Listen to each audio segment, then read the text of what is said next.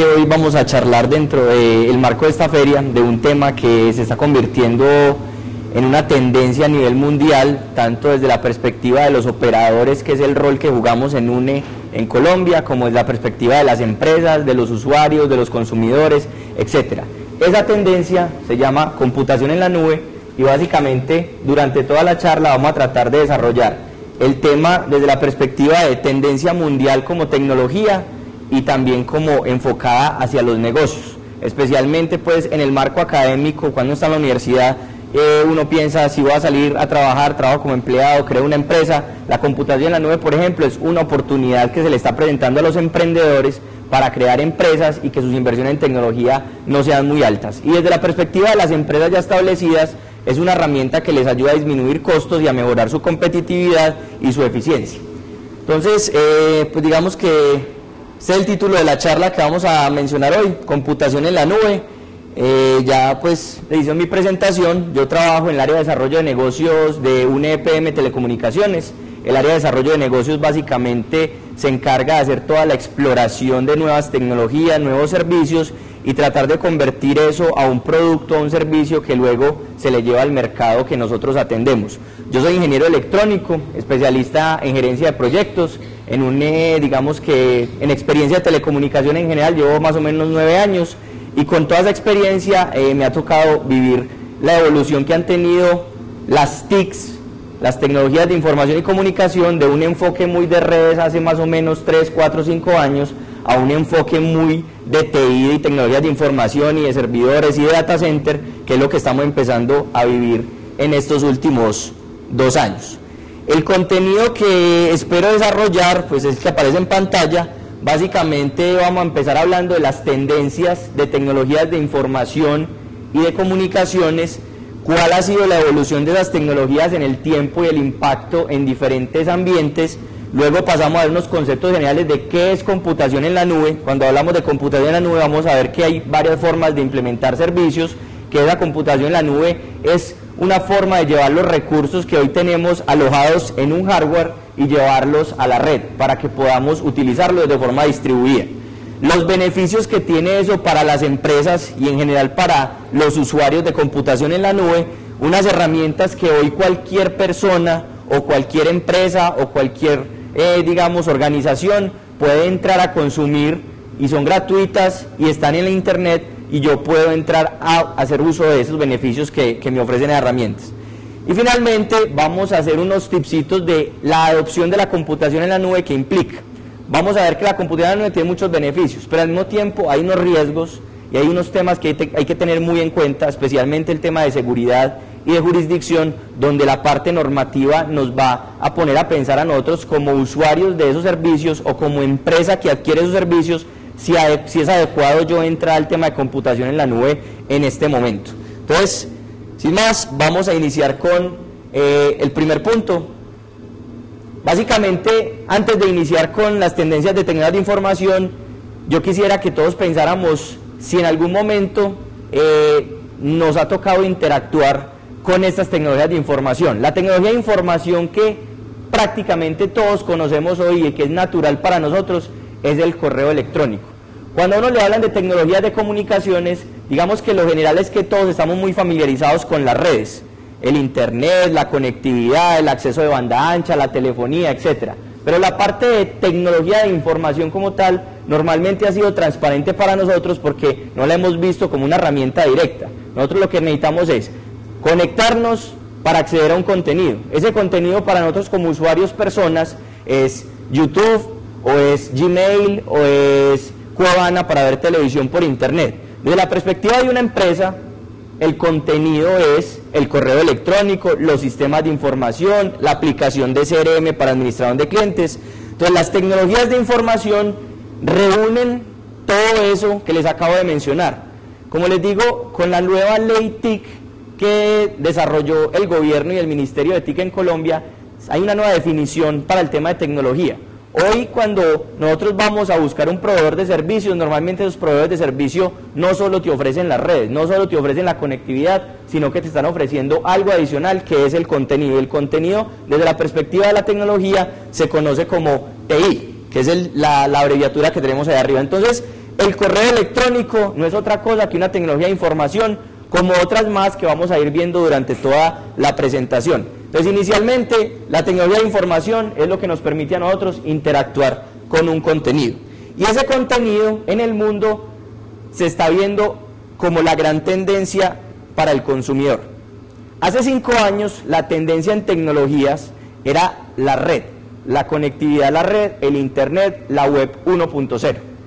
Hoy y a 2020, los especialistas y los analistas dicen que nuestra cultura se va a convertir en una cosa conocida como la cultura conectada, donde básicamente hay 4 pilares que van a componer esas grandes tendencias tecnológicas.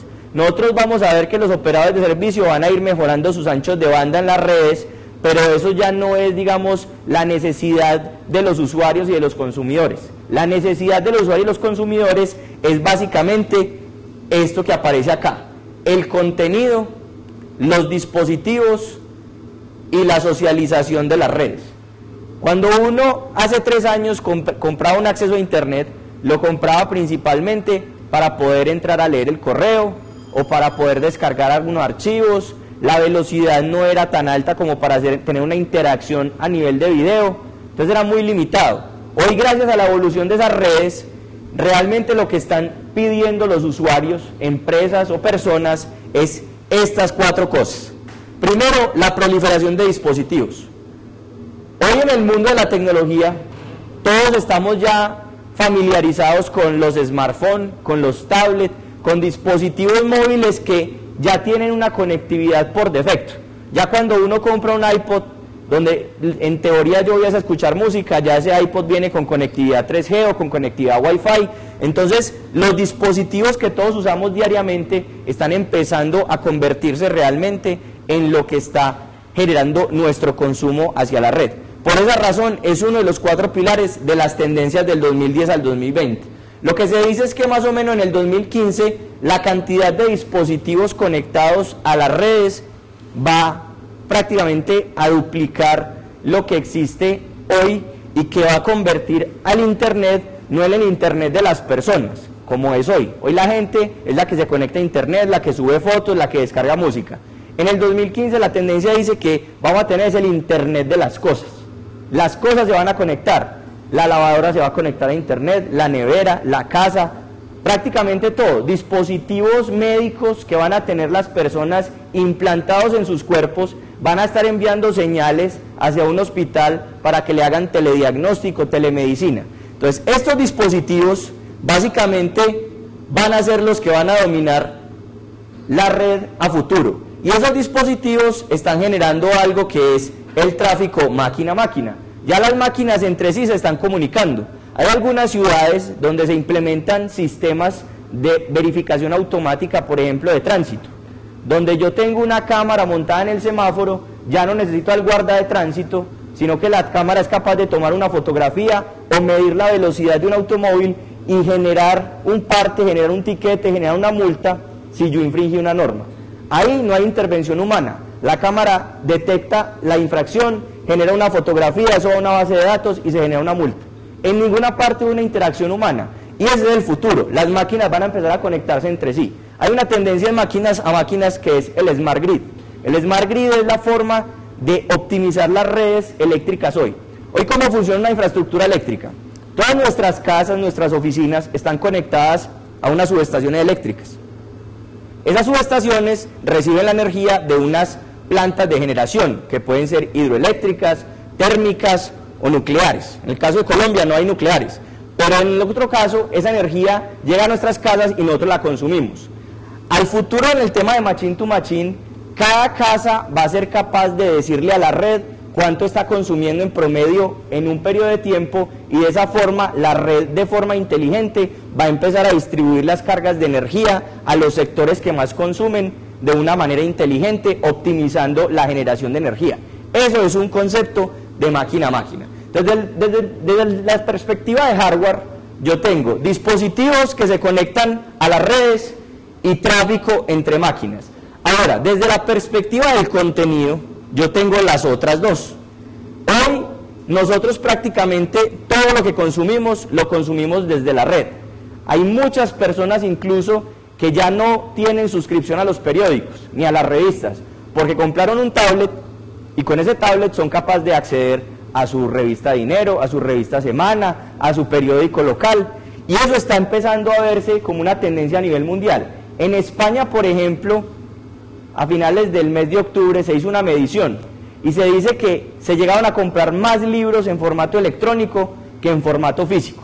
Entonces lo que estamos viendo es que hay un alto consumo de contenidos y ese consumo de contenidos nos está llevando a centrar la información en algún lugar, porque la información está creciendo de una manera exponencial y el contenido que más está creciendo hoy es el video, y eso lo ve reflejado uno en la televisión. La televisión, que siempre ha existido como un servicio de radiodifusión donde yo recibo la señal, hoy está cambiando y hoy ya salen televisores que se conectan a internet donde el usuario es quien programa el contenido, quien pide lo que quiere ver. No es un operador el que le dice qué debe ver, sino que el usuario es el que lo programa y entra a sitios que ya ofrecen una gama de contenido muy amplia. Existe Netflix, existe Cuevana, que es gratuita, existe YouTube, y yo prácticamente puedo acceder a cualquier contenido que antes debía pagar. Entonces ese consumo de contenido nos está llevando también a un cambio tecnológico donde ya realmente las personas, las empresas no le compran a un operador las redes, la telefonía, el internet, sino que están esperando que a través de esas tecnologías que son la base, que es la infraestructura, yo les pueda ofrecer un contenido que es realmente el valor que ellos están esperando. Y finalmente, esta otra gran tendencia es la de las redes sociales. Las redes sociales ya para el mundo entero se convirtieron en lo que era antes el teléfono.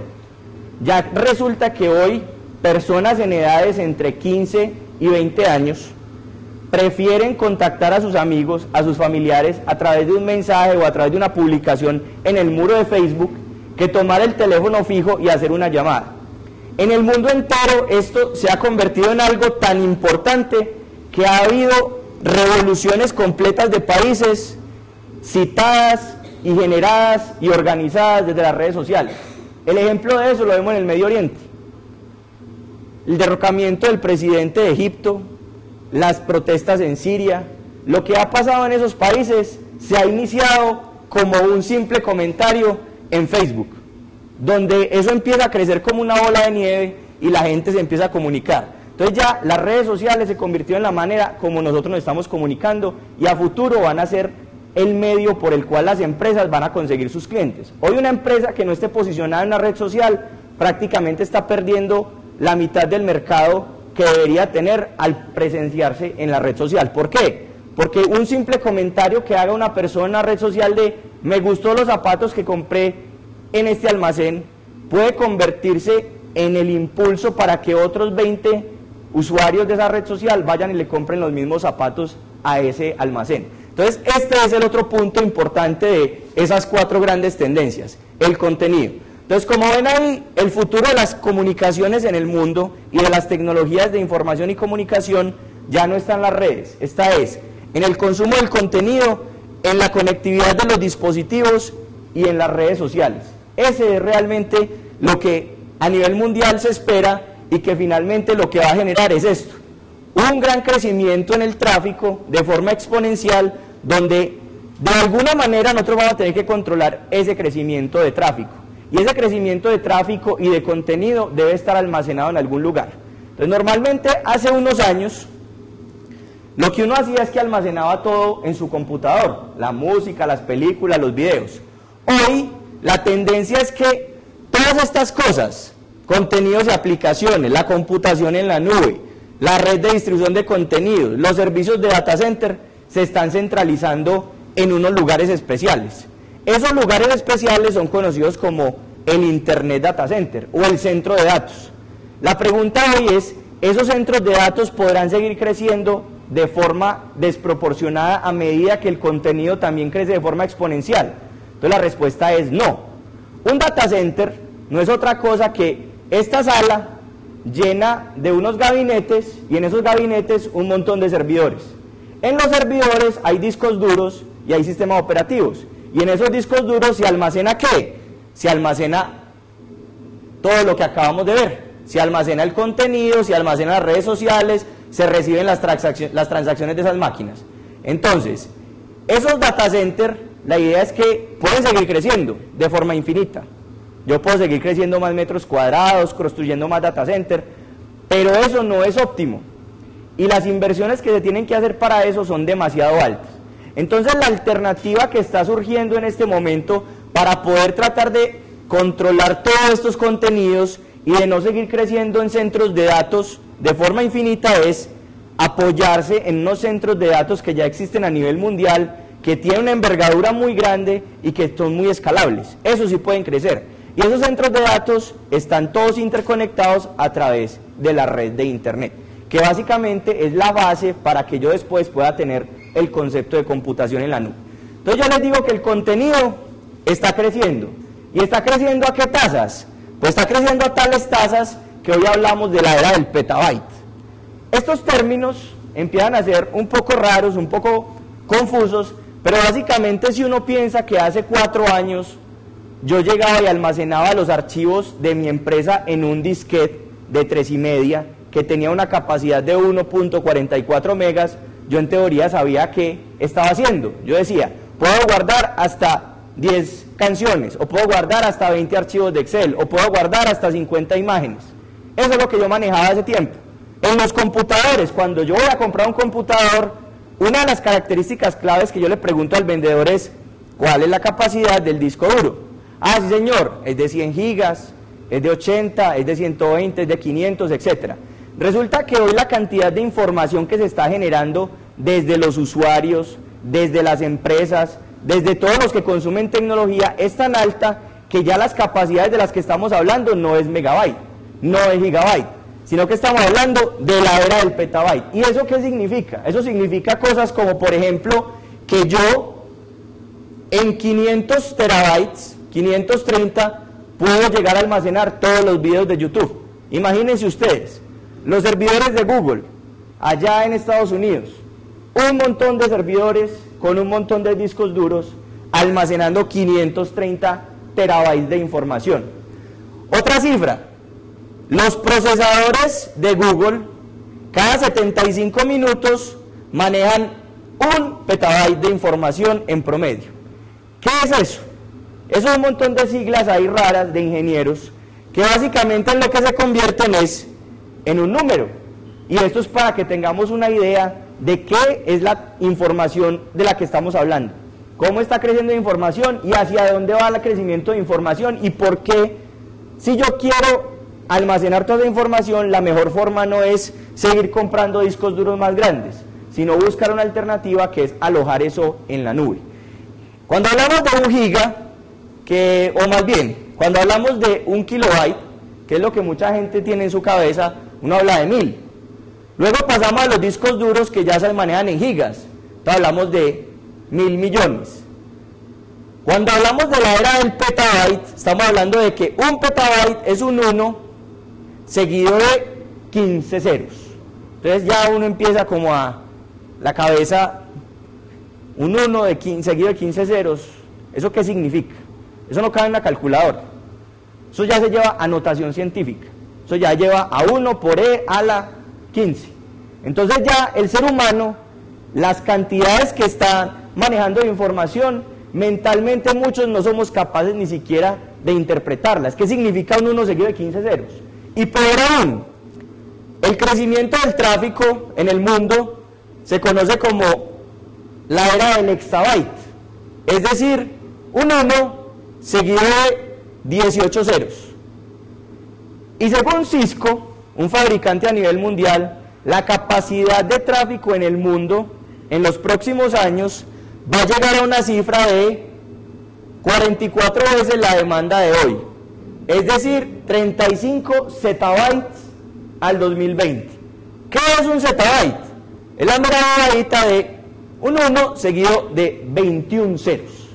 Entonces, ¿qué estamos viendo aquí? Estamos viendo que esos ceros del final están creciendo exponencialmente, y no estamos hablando de cada 10 años, estamos hablando de periodos de 2, 3 y 5 años.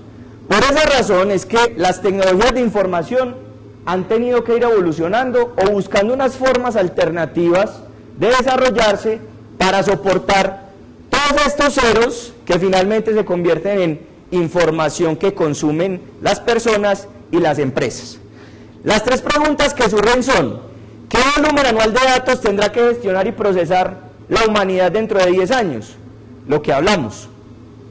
Se espera, según una consultora que se llama IDC, que vamos a hablar de 35 zettabytes al 2020, es decir, 44 veces lo que teníamos en el 2009.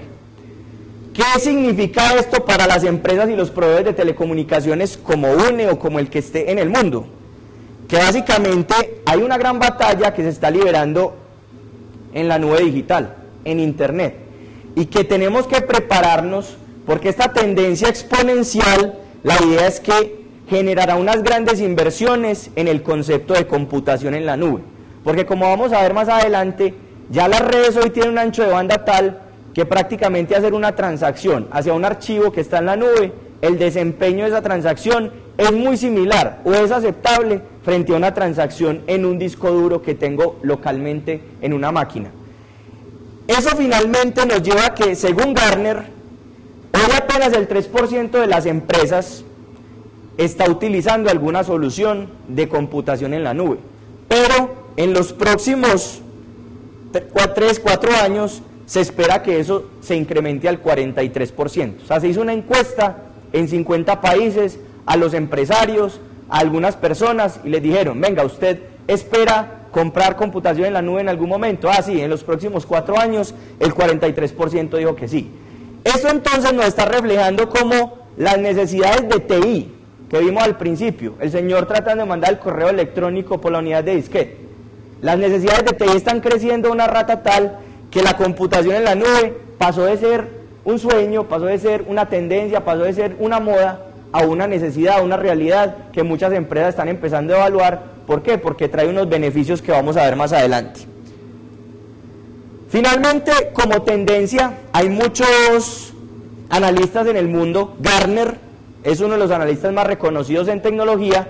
Esto se conoce como la gráfica del Hype Cycle de Gartner, donde básicamente Gartner cada año publica las tecnologías que ellos consideran que se van a empezar a adoptar en el tiempo, dentro de las empresas, dentro de los proveedores de servicio.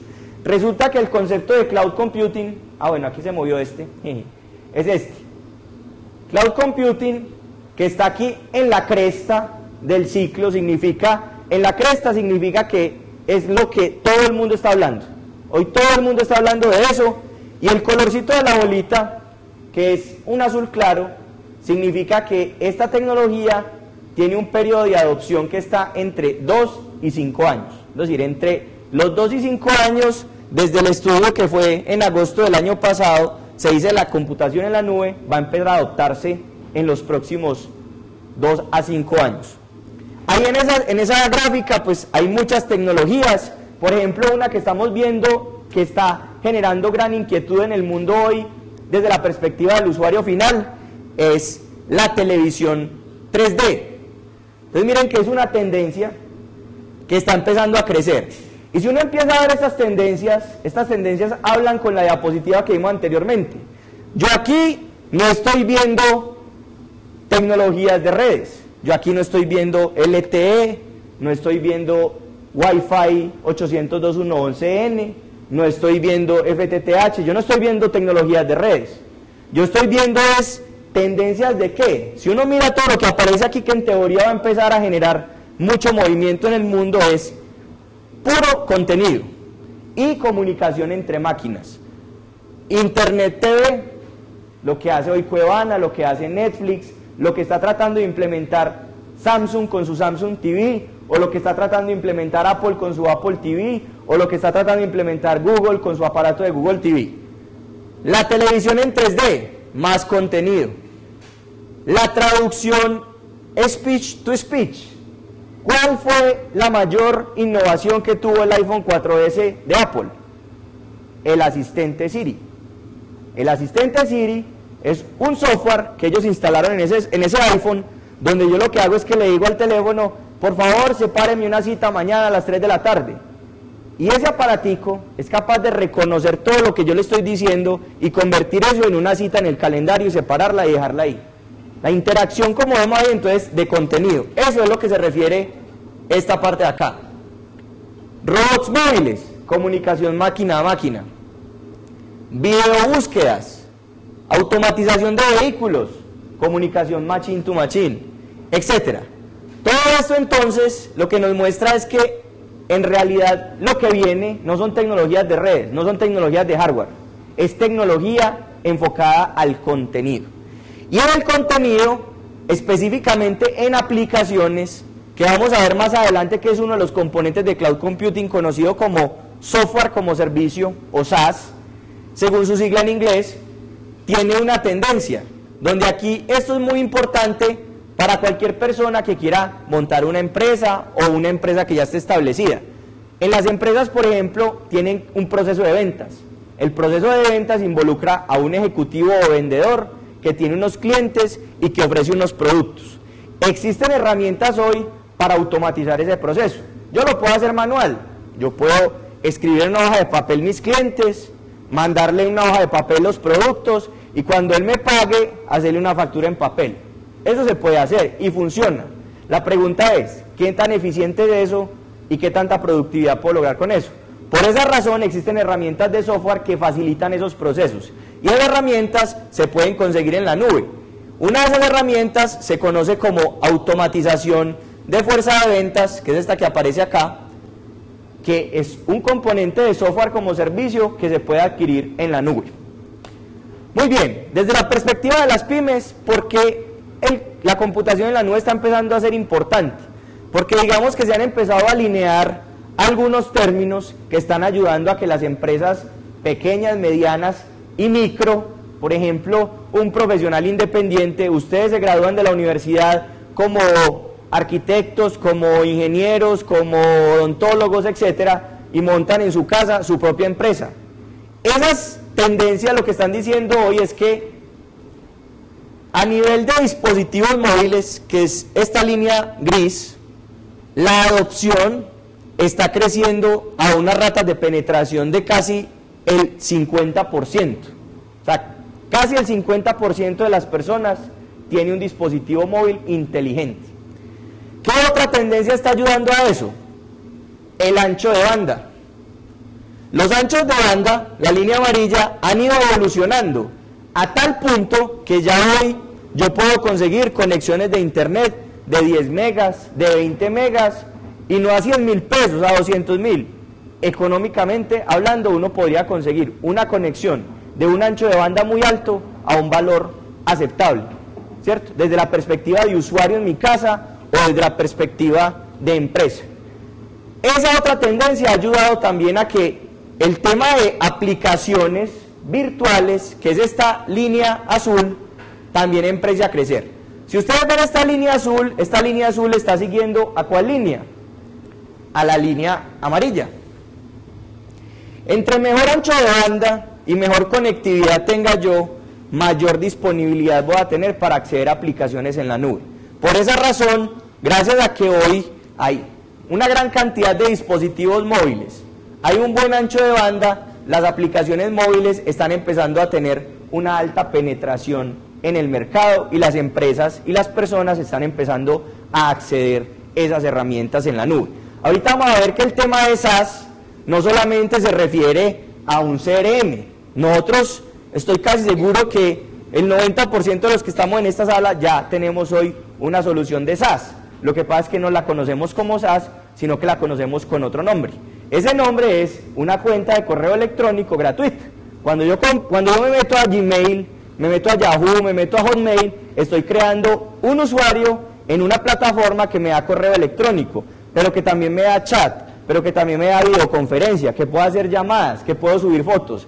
Esa aplicación en sí, que es una aplicación de comunicaciones unificadas, está en la nube y está en el esquema de software como servicio. Muy bien, eso es lo que tenía para contarle en tendencias. Con esas tendencias entonces, ¿cómo tienen que evolucionar las tecnologías de información? ¿A qué se tienen que enfocar esas tecnologías? Y la primera diapositiva es esta. Esta diapositiva tiene un montón de información, que digamos, lo más importante es ver qué ha pasado con la tecnología en el tiempo. En los años 70 se creó el primer computador.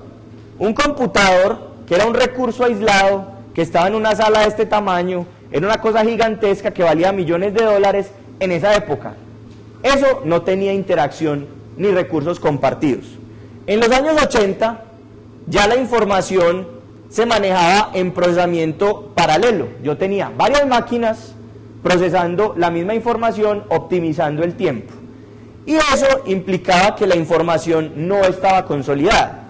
Yo le mandaba un archivo a un computador, le mandaba el archivo al otro y se lo entregaba al otro, pero se lo mandaba era coja el disquete y vaya hasta allá, coja el disquete y vaya hasta allá, trabaje usted de la página 1 a la 5, usted de la 5 a la 10 y usted de la 10 a la 20 y después consolidamos. Es decir, la información estaba repartida. En los 90, cuando aparecen las redes de computadores, ya yo no tenía que llevar el disquete hasta allá, sino que la información viajaba por la red y yo no la compartía por pedazos, sino que tenía información centralizada. En los años 2000, debido al crecimiento de las redes de computadores, empezaron a aparecer los centros de datos, los data centers, sitios muy especiales, con una infraestructura física que tiene unas características de seguridad, disponibilidad, electricidad, aire acondicionado, etcétera, que permitían almacenar una gran cantidad de servidores en un espacio reducido y que estaban protegidos para que si hubiera alguna falla, el servicio no se perdiera. Esos centros de datos empezaron gracias a ¿qué? Principalmente, por ejemplo, al sector de gobierno, al sector de seguridad o militar y al sector financiero. Ahí fue cuando empezaron a aparecer las transacciones electrónicas, donde yo ya necesitaba almacenar información en estos centros. Esos centros de datos pues tienen una característica, es que tienen mucho hardware. Entonces, como hablábamos ahorita, yo puedo ir creciendo ese hardware de acuerdo a las necesidades que yo tenga. Entonces, si necesito más almacenamiento, por ejemplo, ustedes están en su casa y compraron un computador hace 5 años. Entonces, el computador tenía 80 gigas de disco duro. Descargaron 50 películas, ese disco duro se les llenó. ¿Cuál es la alternativa? Comprar otro disco duro o comprar un computador con un disco duro más grande. Lo mismo sucede en el mundo de los servidores. Los servidores tienen una capacidad en hardware y en almacenamiento que permiten llevar información. Si esa capacidad se consume, tengo que crecer. ¿Y cuál es la forma de crecer? Comprar más servidores o comprar más almacenamiento o más equipos. Yo no puedo seguir creciendo de esa forma. Entonces, en el mundo, por allá, unos señores se inventaron una cosa conocida como la virtualización de hardware, que es una de las bases para que hoy la computación en la nube exista. La virtualización de hardware no es otra cosa que convertir el procesador de un computador, que hoy es un circuito integrado con unos transistores, con unos capacitores, con unas resistencias, etcétera, convertir ese procesador en un software. Hoy yo, por ejemplo, en esta máquina, que es una máquina que tiene un procesador doble núcleo de 1.8 GHz, que tiene una memoria RAM de 2 GB, yo podría normalmente instalar un sistema operativo, Windows, Unix, lo que sea, y ejecutar el sistema operativo, si utilizo la infraestructura normal, o sea, si estoy parado acá. Pero gracias a esto, yo en esta máquina, con esas mismas características de hardware, podría llegar a instalar hasta 4 sistemas operativos diferentes, corriendo en instancias de hardware virtual diferentes. Es decir, que yo cogería ese procesador que hoy es una cosa física y a nivel de software lo convertiría en 4 procesadores, donde el procesamiento de este, que es el que existe en la realidad, se distribuye en cada uno de los otros. Esa es la magia de la virtualización de hardware. Convertir unos recursos que hoy son físicos, como la memoria RAM, el procesamiento y el almacenamiento, y convertirlos en un software. Es decir, virtualizar ese hardware para que ese hardware sea más óptimo. ¿Por qué? ¿Por qué se inventó eso? Básicamente porque este computador que está ahí haciendo la actividad de proyectar la presentación, si ustedes entran a medir el procesamiento de esa máquina, ¿ustedes qué porcentaje creen que está? Muy bajito. Si ustedes entran a medir el procesador de esa máquina tendrá su procesador al 30%, al 20%. Lo mismo sucede con los servidores en un data center. Un servidor, normalmente, su carga de trabajo no llega ni al 50% de la capacidad total. Entonces los señores que se inventaron la virtualización lo que dijeron es, venga, ¿y por qué no buscamos una manera que ese procesamiento restante que no se está utilizando se pueda utilizar para alguna otra cosa? y se inventaron la virtualización de servidores. Entonces lo que hoy es una máquina física almacenada en un rack de estos se puede convertir en varios servidores virtuales que corren diferentes aplicaciones de forma simultánea, de forma óptima, disminuyendo los costos y disminuyendo el consumo de energía, por ejemplo. Con esa base es que hoy y al futuro vamos a tener una cosa que se llama computación en la nube. Que computación en la nube lo que me va a permitir a mí es tener tres servicios: software como servicio, plataforma como servicio e infraestructura como servicio. Sus siglas en inglés son SaaS, PaaS e IaaS. Eso es lo que van a ver ustedes en internet cuando buscan en Google o cuando alguien les va a ofrecer algún tema de computación en la nube. Esas son las tres cosas que le van a ofrecer. El software como servicio es una aplicación que no se vende como licencia. Es decir, yo no le compro a Office un CD que luego instalo en mi computador y a los 2 años o al año ellos sacan una actualización y entonces me toca ir a comprarles el CD actualizado y volver a instalarlo. Ya hoy existe una cosa que se llama Office 365, que es la aplicación de Microsoft Office en la nube. Yo ya no tengo que instalar nada en mi máquina, yo lo único que tengo que tener es un navegador web y accedo al Excel, al PowerPoint, al Word y está alojado en la nube. Ese es el concepto de SaaS. El concepto de PaaS, plataforma como servicio, es muy enfocado a desarrolladores. Hoy, por ejemplo, un desarrollador de software, cuando va a crear una aplicación, tiene que utilizar una cosa que llama un SDK, un Software Development Kit. Ese Software Development Kit lo que permite es que tiene el lenguaje de programación sobre el cual yo voy a crear la aplicación. Si yo, por ejemplo, voy a crear aplicación en .NET, en teoría, en una empresa, por ejemplo, si es una empresa de software, tendría que ir a Microsoft a comprarle la licencia de .NET. Y esa licencia tiene un costo. En el servicio de PaaS, Microsoft tiene una cosa que se llama Windows Azure. Y Windows Azure me permite a mí, a través de un navegador web, entrar a una página de Windows y allá está el .NET montado. Yo no tengo que instalar nada en mi máquina y no me cobran la licencia. Yo solamente pago por el tiempo que estoy desarrollando la aplicación en ese servidor. Ese es el concepto de PaaS.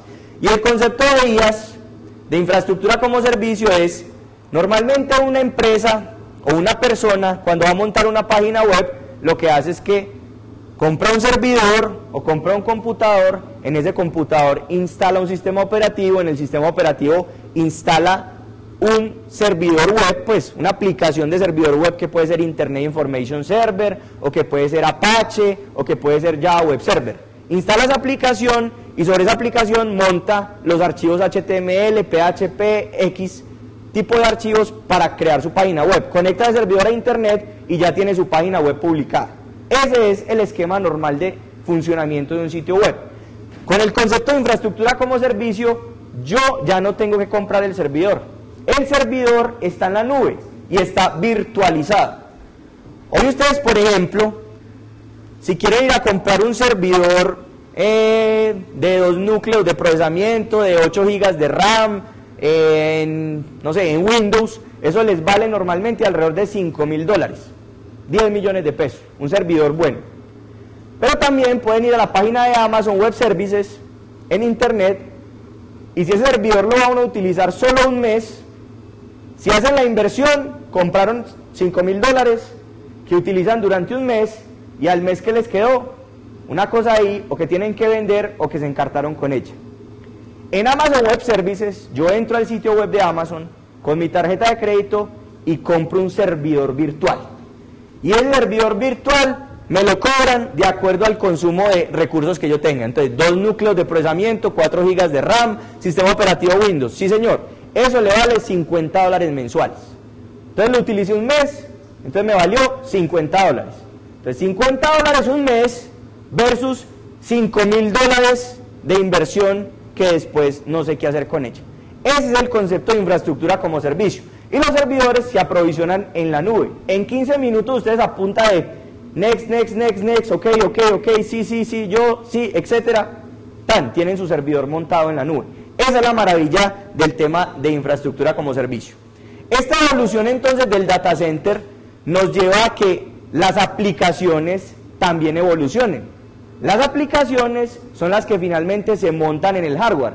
Lo que vimos antes ha sido la evolución de la tecnología en hardware, pero realmente este hardware, yo no hago los servidores para tenerlos ahí, porque son muy bonitos, porque la carcasa de ese computador es muy bonito, no, lo que yo hago en los servidores es alojar información, y esa información ha ido evolucionando, y ha evolucionado a tal punto que ya hoy existen más de 500.000 aplicaciones en la nube desde la perspectiva de todo lo que yo podría tener. Google, por ejemplo, tiene su herramienta de Google Apps, es una herramienta en la nube. Todas las aplicaciones ofimáticas están montadas en Internet. Google, por ejemplo, lanzó una cosa que se llama el Chromebook. El Chromebook es un portátil que tiene una memoria, un procesador bajito y que lo único que necesita es una conectividad a la red porque todo su sistema operativo corre en Internet. Es decir, en el equipo hardware como tal no hay ningún tipo de sistema operativo. El sistema operativo todo corre en la nube. Esa es una evolución de las aplicaciones y la tendencia va hacia allá. Las tiendas de aplicaciones que todos conocemos hoy, el que tiene un iPhone, o el que tiene un Android, o el que tiene un Nokia, o el que tiene un BlackBerry, ha visto cómo su concepto de uso de aplicaciones ha aumentado. Porque entonces yo descargo el WhatsApp para poder contactarme con el chat. O porque yo descargo Angry Birds, porque es un jueguito muy emocionante, muy bacano, muy desestresante. Ese es el concepto de, yo no compro el dispositivo hoy porque es muy bonito, sino que lo compro porque tiene un sistema operativo que me permite ejecutar algunas aplicaciones que finalmente es el valor para mí como usuario. Y las aplicaciones han ido creciendo de forma exponencial. Esto es una gráfica de el desarrollo de aplicaciones de los señores de Apple, el azul, y el desarrollo de los señores de Android, que ahí va al 2010, pero que si yo les traigo la gráfica actualizada, el rojo ya está sobrepasando al azul, con el mismo crecimiento, un crecimiento exponencial. ¿Y esto a qué se debe? Se debe a que en el mundo hay unas comunidades de desarrollo que están creciendo y están desarrollando aplicaciones constantemente. Entonces, ese crecimiento en aplicaciones es lo mismo que hablamos al principio. Yo estoy creciendo es en contenidos, yo no estoy creciendo en tecnologías de hardware, sino que el futuro está en los contenidos y las aplicaciones hacen parte de esos contenidos. En Colombia específicamente, eso se está reflejando también en las inversiones. En Colombia hay un gasto entre las empresas y los consumidores en TICs. Este es un estudio que hace una organización que se llama WITSA a nivel mundial y que analiza las economías de más de 200 países en el mundo, evaluando cuál es su comportamiento en gasto en tecnologías de información y comunicación. Y esos gastos, para el caso de Colombia, reflejan que entre el 2011, es decir, entre este año y el 2013, el mayor crecimiento en gastos se va a ir dando en la gráfica verde. En esa línea verde es donde nosotros tenemos metido los servicios de computación. La línea azul es el hardware, es decir, nosotros vamos a seguir comprando portátiles, vamos a empezar a comprar más tablets, vamos a seguir comprando smartphones, vamos a seguir comprando computadores de escritorio, las empresas van a seguir comprando servidores. Pero en software, que es el rojo, el software licenciado se va a mantener muy estable, muy estático, y lo que va a crecer es el verde, que el verde básicamente son servicios de computación, y los servicios de computación es que las cosas que yo compre, las voy a comprar es como un servicio, no como una inversión para mí ni como un activo, porque hoy las licencias son un activo. Cuando ustedes en una empresa o en su casa no quieren ser piratas y compran la licencia de Office, eso es una inversión que están haciendo, porque ustedes están yendo allá, pagan una plata por una cosa una única vez y la utilizan mucho tiempo. Eso es una inversión. Esa inversión tiene una desventaja, y es que cuando sale 2010 el Office nuevo, ustedes ya tienen que ir otra vez donde Microsoft y comprarles el otro CD. En el caso de las aplicaciones que se venden como servicio, que hace parte de estos gastos en la línea verde, yo estoy pagando es por un arrendamiento mensual. Si a los 2 meses dejo de utilizar la aplicación, dejo de pagar, entonces no perdí la inversión. O si el proveedor de software saca una versión actualizada el otro año, yo sigo pagando la misma mensualidad sin importar si se actualiza, no se actualiza, si se le da soporte, no se le da soporte. En Colombia entonces estamos hablando que al 2013 alrededor de 1.6 billones de pesos se van a gastar en el tema de servicios de computación, que incluye lo de computación en la nube que hemos venido hablando. La organización de Colombia que participa en este estudio se llama Fedesoft, y Fedesoft lo que hace es que recoge los gastos que hacen las empresas y los consumidores en TICs, en tecnologías de información y comunicación, es decir, ahí está lo que corresponde a software, hardware y también a redes de telecomunicaciones. ¿Cuáles entonces son las tecnologías de información actuales que todos conocemos? Pues son las que ya seguramente de una u otra manera ustedes han utilizado. Un BlackBerry, la entrada a Google, pues no creo que nadie aquí sepa que no es Google. El manejo de tarjetas de crédito, la banca electrónica, los correos electrónicos, etc. Esas son las tecnologías actuales que nosotros utilizamos y que son tecnologías de información. Yo por eso les decía ahorita, todos intrínsecamente sabemos que es una tecnología de información, solo que no nos la han presentado así, nos la han presentado con otro nombre. Y estas tecnologías, desde la perspectiva del consumidor, tienen unos beneficios. Los beneficios es que todos nosotros sabemos utilizar eso y ya estamos familiarizados con eso. Inclusive los hijos que pueda tener alguno de ustedes de 5, 6 años, ya con un computador y es capaz de decir Facebook, es capaz de decir Discovery Kids, es capaz de decir muchas cosas que básicamente nos han facilitado la vida y que con esa facilidad de manejo nosotros queremos llevar eso a otros ambientes. La pregunta que surge aquí es, en el caso de las empresas, ¿por qué las herramientas web que nosotros utilizamos en nuestra casa diariamente no pueden tener esa misma facilidad desde la perspectiva de la empresa?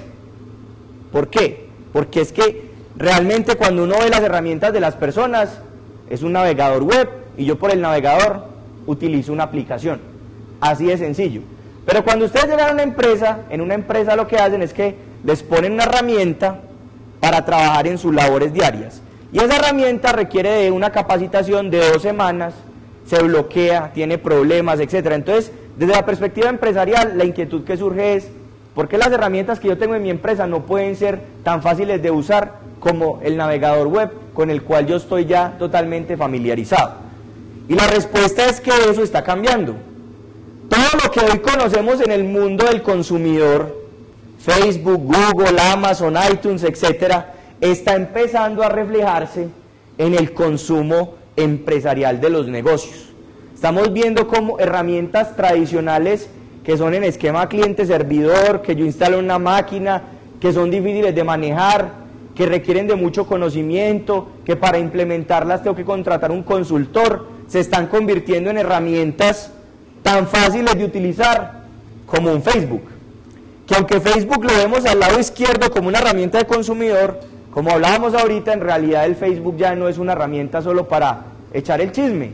Están las fotos del fin de semana con aquella, mira el que lo vi en el parque con esta otra, que yo no sé qué. No, ya el Facebook hoy es una herramienta de interacción empresarial. En el caso nuestro de UNE, a través de Facebook, cualquier cliente de nosotros puede entrar, reportar una queja, reportar un daño, solicitar un servicio, etcétera. O sea, ya las herramientas de redes sociales, como vimos al principio, son la forma como las que estamos comunicando diariamente, y por esa razón las empresas están empezando a adoptar esa misma forma de conectar sus usuarios. Por esa razón estamos llevando lo que hoy es fácil para el consumidor, lo estamos llevando al ambiente empresarial de la nube.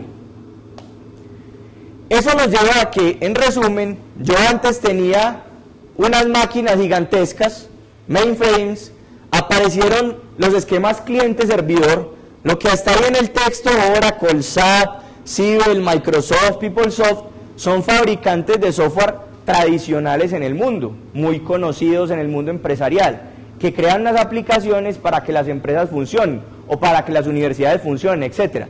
Y esas empresas normalmente han trabajado en el esquema de cliente-servidor, es decir, yo en este computador instalo un software y hay un servidor remoto que tiene un software, y esos dos software hablan entre sí. Lo que sucedía hace unos años con el Messenger.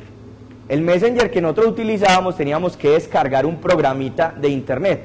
Ese programa yo lo descargaba, lo instalaba en mi equipo y podía empezar a chatear sobre ese programita. Ya hoy yo puedo utilizar Messenger directamente en una página web, no tengo que instalar nada en mi computador. Ese es el concepto de cliente-servidor que está evolucionando hacia el concepto de aplicaciones en la nube, en cloud computing, donde simplemente tengo que saber manejar un navegador de internet y con eso puedo utilizar prácticamente cualquier aplicación. Con esas diferencias que hemos visto del ambiente de cliente-servidor al ambiente de cloud computing, como resultado de eso hay un comparativo de los dos modelos. El modelo tradicional de TI, de tecnologías de información, que viene funcionando hace 20, 30 años, y el modelo de cloud computing que está empezando a penetrar cada vez más en los consumidores y en las empresas. A nivel de compra, en el modelo tradicional yo compro activos, hago inversiones, me estoy metiendo en unas depreciaciones de unos equipos. En el modelo de computación en la nube yo compro servicios, que cancelo cuando quiera. Entonces, en el concepto financiero, en el lado izquierdo tengo inversión, en el lado derecho tengo costo mensual. ¿Qué es mejor? Pues depende de la implementación de cada uno. Lo que se ha visto es que en la mayoría de los casos es mejor tener el costo mensual que tener la inversión, a menos que la inversión sea tan baja que no lo compense el costo mensual. En el caso del modelo de negocios, yo pago por esos activos, en cloud computing pago mensualmente. El modelo de acceso, en el modelo de acceso tradicional es cliente-servidor, lo que hablábamos ahorita. Internamente yo tengo que tener una aplicación en mi equipo y que la ponga a hablar con el servidor. En el concepto de computación en la nube es internet. Desde cualquier parte, desde cualquier dispositivo, a cualquier momento, yo tengo acceso a la aplicación. En el caso de una empresa, cuando ustedes son empleados, allá les entregan unas herramientas. Por ejemplo, en UNE tenemos unas herramientas que se conoce como Fénix, que es un software donde yo ingreso la información de mis clientes y de los productos que tiene ese cliente conmigo. Cuando yo salgo a las 6 de la tarde de la oficina, en mi casa yo no puedo hacer nada. Si por ejemplo mi jefe me llama y me dice: Walter, hay un problema con la empresa X, no le funciona tal servicio, decime por favor qué datos tiene el cliente. En mi casa yo no puedo hacer nada. ¿Por qué? Porque el software está allá. Entonces solo cuando estoy en la oficina puedo acceder a eso. Lo mismo le sucede a un ejecutivo. El ejecutivo está en la casa y lo llama a su cliente. Hey, mira Walter, es que el internet se me cayó, yo también quería saber qué cuentas de correo están activadas. Ah, sí, espérame hasta el lunes, si es un fin de semana, y yo te aviso. Entonces eso es lo que está empezando a decir: no, busquemos una alternativa. Y la alternativa es que si yo estoy en internet y la aplicación está en internet, yo en mi casa me conecto a internet o desde mi smartphone ingreso a la aplicación y le doy la respuesta inmediata a ese cliente o la respuesta inmediata a la persona. Ese es el modelo de acceso que maneja computación en la nube. A nivel técnico, esto es difícil de implementar. Montar una página web en una empresa requiere o que el gerente se ponga a estudiar cómo funciona HTML, qué es TCP/IP, qué es un servidor web, cómo se conecta a internet, cómo desarrolla el lenguaje, y lo hace. ¿Cuánto se demora? No sé, 3 meses, 1 mes, dependiendo de la curva de aprendizaje del señor. O contrato una persona que me haga eso, entonces me vale una platica. Entonces, o tengo mucho tiempo de aprendizaje, o me vale contratar a alguien. En el caso de computación en la nube, eso ya está montado e implementado. Entonces no tengo que contratar a nadie, lo único que tengo que hacer es conectarme y saber eso cómo funciona, y ya a partir de ahí empezar a utilizarlo. La comercialización de este es tradicionalmente presencial. Llega un ejecutivo de Hewlett Packard, de Dell, de IBM, etcétera, y le vende a usted el servidor, la máquina o el software. O viene un ejecutivo de Microsoft y le vende a usted la licencia de Office. En el lado derecho yo puedo hacer todo en línea. Tengo una tarjeta de crédito y pago con mi tarjeta de crédito y utilizo el servicio. Y finalmente la atención, en el primero es con contact center y puntos de atención. En el segundo es yo por chat, por ejemplo Google Apps. Si alguno de ustedes alguna vez quiere montar una herramienta de colaboración empresarial en su propia empresa, o quieren crear empresa, o para ustedes mismos, ustedes pueden entrar a Google Apps y de forma gratuita utilizan la herramienta, y si tienen algún problema ustedes lo atienden por chat directamente. No tienen que llamar a ninguna parte, ni tienen que ir a ninguna oficina, sino que entran al chat y ahí les responde un técnico en Estados Unidos, en México, dependiendo pues quién los atienda, y les da el soporte necesario. Ese entonces es el concepto de computación en la nube, donde ya la atención es diferente. Muy bien, entonces con esto, la computación en la nube, la conclusión que llegamos es que es una realidad. Hay un señor que dice, cuando la red sea tan rápida como el procesador, el computador se virtualizará y se esparcirá a través de la red. Eso lo dijo el señor Eric Schmidt. ¿Alguien sabe quién es ese señor? Nadie. Ese señor es uno de los fundadores de Google. Entonces, ese señor, algún día, por allá en un garaje, en los Estados Unidos, mientras estudiaba en la universidad, se le ocurrió crear un buscador de páginas. Y en ese buscador, él dijo, vea, yo sé que en algún momento del tiempo, la red va a ser extremadamente veloz. Yo voy a tener anchos de banda muy grandes. Cuando yo tenga esos anchos de banda tan grandes, yo ya no voy a tener que tener el computador en mi casa, sino que lo voy a poder tener por allá, en algún sitio. La inteligencia y la información va a estar afuera, va a estar esparcida en la red y los recursos de computación se van a virtualizar. Y eso no lo dice solo ese señor. Los estudiosos del tema dicen, vea, en el mundo entero hay una oportunidad de negocios de alrededor de 150 billones de dólares al 2013 en conceptos de computación en la nube. Y para el caso particular de Colombia se habla de alrededor de 14.5 billones de pesos al 2013. Es decir, en todas partes se está viendo que las inversiones en computación en la nube van a ir creciendo y que es un negocio muy atractivo, no solo para los operadores de telecomunicaciones como UNE, sino para otras organizaciones. Incluso las empresas mismas pueden empezar a ofrecer estos servicios. Existen bancos que han creado su propio data center y en ese data center tiene una capacidad ociosa. Esa capacidad ociosa la están empezando a vender como servicio y están generando ingresos de una inversión que hicieron. Por esa razón es una oportunidad de negocio muy grande. La conclusión es, ignorar esto hoy es como si hace 8 años uno dijera, no, es que Internet va a colapsar y no va a funcionar y nadie va a utilizar eso y esa red es muy difícil de usar y eso se va a morir. Que alguien lo dijo, alguien muy famoso y que es del mundo de la tecnología.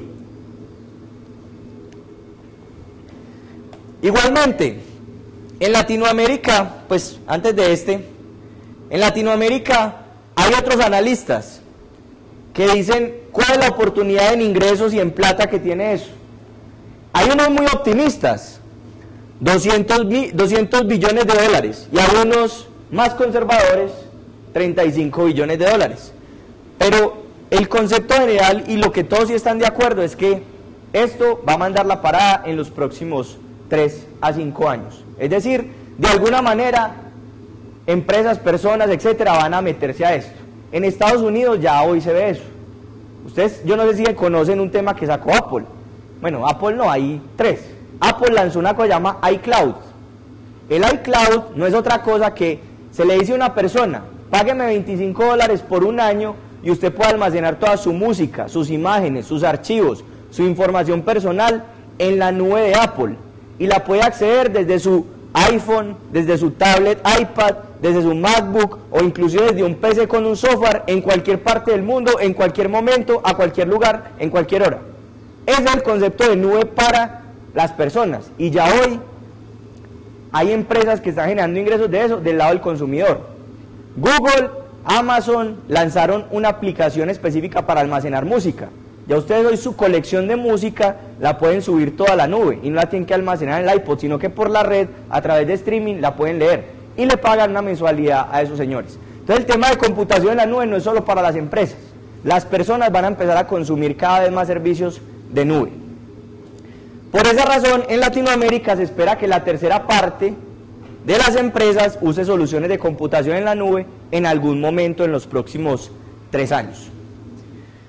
Muy bien, hemos hablado entonces de las tendencias en tecnologías de información y esas tendencias cómo se han convertido luego a unas disposiciones o a unos hardware, unas arquitecturas, unas infraestructuras específicas que permiten soportar toda esa información que está creciendo de forma exponencial.